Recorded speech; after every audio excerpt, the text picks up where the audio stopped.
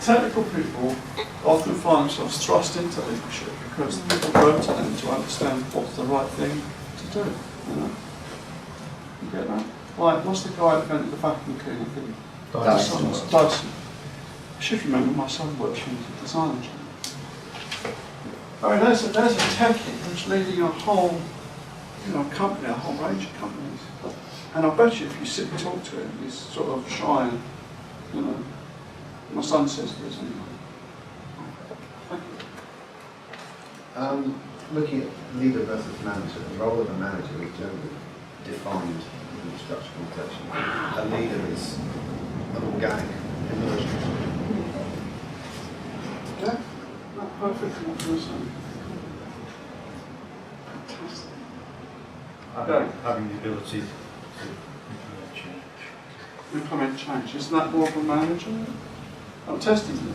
No? What does it mean? As Josh was saying, the manager will manage the status quo, manage what it's got. The right. ability, the leadership, the leader will have the ability to go a step further. Right. That's a really important point for me to make with you guys, if I may, is that my belief is that leaders and managers both are in the process of creating certainty for others, but it's primarily the leader's position. In a situation where things are uncertain, the leader finds certainty. Yeah? So that's why Apex is unstructured to a great extent, because we're going to create the environment in which you have to lead yourself. That's the whole point. So if you, tomorrow after the review, you have to choose what to do. Now you're going to find that some of you intensely uncomfortable. And we had one guy that came to me at the end of an Apex and said, I didn't learn a thing. I said, you know why? It's because you're already doing it.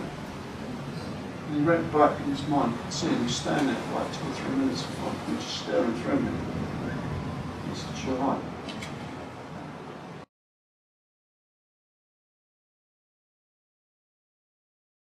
Some people have been doing it all their lives, other people have had their head down, get work done, do the job, and it's going to feel strange. But I'm going to show you how that's going to feel. Everybody just, you've probably done this before, cross your arms.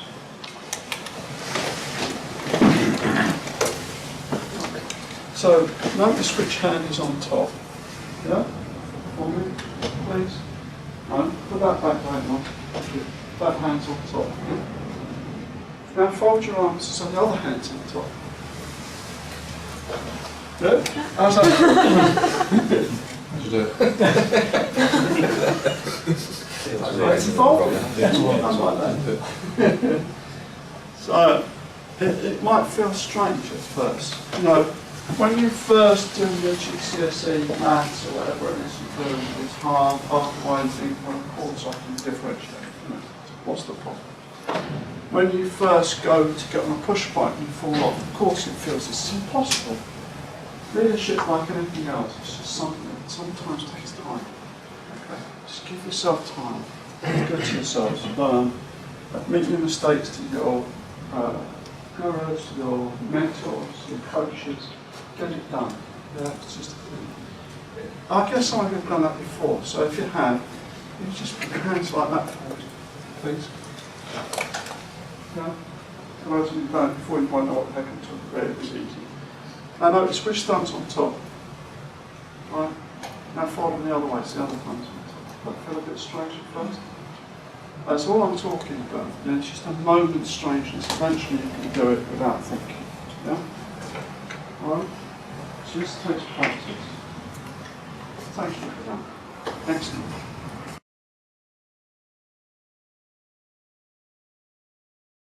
You talk about change, instead of implement change, you're talking around driving change. Driving change. So why doesn't the manager do that?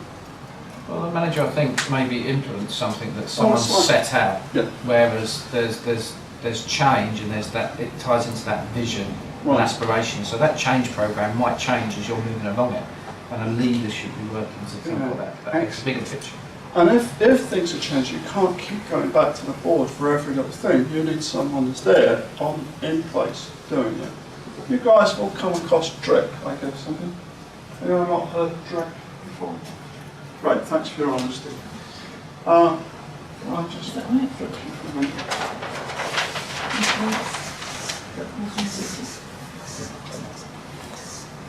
Drake. When you come to do your PMA, we'll have all references for you, but I don't want to bother you with them right now. Yeah? When it comes to the right time, we can sort the references out. Now the idea here is, as we approach change, something's going to change. First thing any human being does is deny there's a need for change. That's the thing. We're in denial. You've heard of that, yeah? Somewhere in their car ride, I think, isn't it? Hey. Okay, so the theory behind this, if we don't do this, we don't truly accept change. And that's an interesting idea, isn't it? That we're expected to resist change. It's an expectation. And it's about managing that. Yeah? So the next thing is resistance. Well, if the change is coming, I'm not sure it's necessary. Yeah? Can we not do something else to deal with the changes that are going on? So it's resistance. And the next stage is to accept that the change is coming, evaluate. So that means that this is going to change, that's going to change. I can't go out I can't have a cigarette in the office anymore. What am I going to do? So then you go to the commitment phase, where you say, right, that means I'm going to cut down my smoking and just have one at breakfast, one at lunch break, one evening, and make a commitment to change. Now, leaders that don't understand that basic process will be constantly frustrated with the staff who say, but they're being pushy. The reality is that when you go in, sometimes people go through this really fast, seconds, microseconds, and say, great, we'll do that. But the theory behind this is if you don't at first say, well, wait a minute, what the hell is this about? Do we really need this? Well, if we do this, we're going to do that. Okay, well then we'll do this. If you don't go through that, it's called the Tarzan swing effect. You get this rope of a person swings across. Before they can land on the other side, they swing back again. And you get this, well, I suggest, but we've got this problem effect. Yep. And that's the theory behind D.R.E.C. It's quite useful if you approach people accepting that they might have to go through denial first and say it's not about resisting them.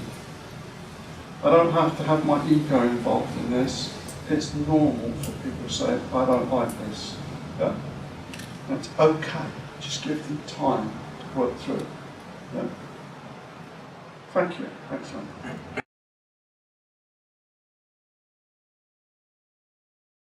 Can I just say something on that point? Please. I don't think it's as tangible as that. Okay. I don't think leadership and management are different enough that one has, a leader isn't more responsible and more accountable than a manager. To me, leadership isn't tangible. It's like that unsaid thing. Right. Because you can be a leader and a manager. Yes. You can be and you can be one without being the other. So to me, it's not about accountability and responsibility, because as a manager, you still have that. You are still accountable, even as an employee with no direct reports. You're still accountable for some, or most people are, something. Yeah. So I You make a disagree. good point, and even on the front line, you've got to take accountability for putting the rail down properly or whatever, haven't you?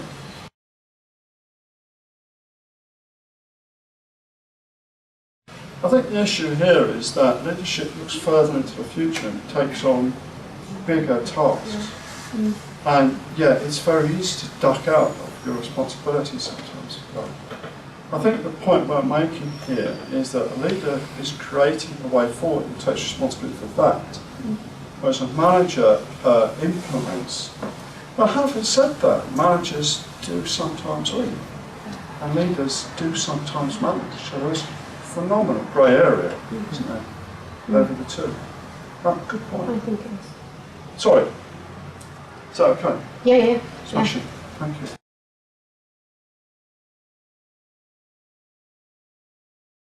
So, you two guys, Do you want to say what else? We said I personally think it's a lot about emotion. Emotion intelligence. Being aware of your own EQ, understanding other people, how to harness that to be able to lead them. Right. So I think it's very emotional. And I get one example. I spoke with Emma, my last HRD. I reported to him, but I didn't see him as a leader. But I met a regional director in the north, and straight away there was that emotional link. It was unsaid, like Emma said, and you could see the way he behaved, his charisma, the way he comes across, that he was a leader. Right. But I didn't see that in my HRD in the same way emotionally. So what did you notice differently? Give us Just some- the way he spoke to people, he was engaged with people, he engaged with them differently. Right. Is it like a chemist? Yeah, it's like that unknown, that unseen link. Chemistry. Yeah, there's something there. You can't put your finger on. It's not tangible, and it's like the example of the military. People will do things that are illogical, but because somebody has got that aura, was a word we put. Aura. They will do it because there's that emotion behind that decision Right. or that relationship. Excellent. Did you trust him quite early on? Yes. So what made you trust him is the question, isn't it? What is it? Let's try to put our finger somewhere near it. Difficult to quantify. Okay. Sorry? You'll have conviction and confidence, and then you'll get the respect from that, so then the trust will build up. Right, we're going to talk a lot more about this, and I think to me it's about letting people know what to expect of us. You know, if you kind of work out how this guy's going to react, guys for men and women, okay? My term for men and women. If you know how that person's likely to react in a situation, you get this trust. Now, trust is a funny word. I can trust a person to let me down as much as I can trust a person not to let me down. But there's something about creating certainty in a situation. You know you fit or you don't fit, and you can work with that. Does that make sense? Yeah. And also, I think I'm picking up from you. It's almost like ESP. This guy's willing to listen to you. Yes. And give value to what you say, even if they disagree. Is that right? Yeah. How do you write that? Values, what I say. Values my ideas, my beliefs. Is that okay? I don't know where that came from, but it's just...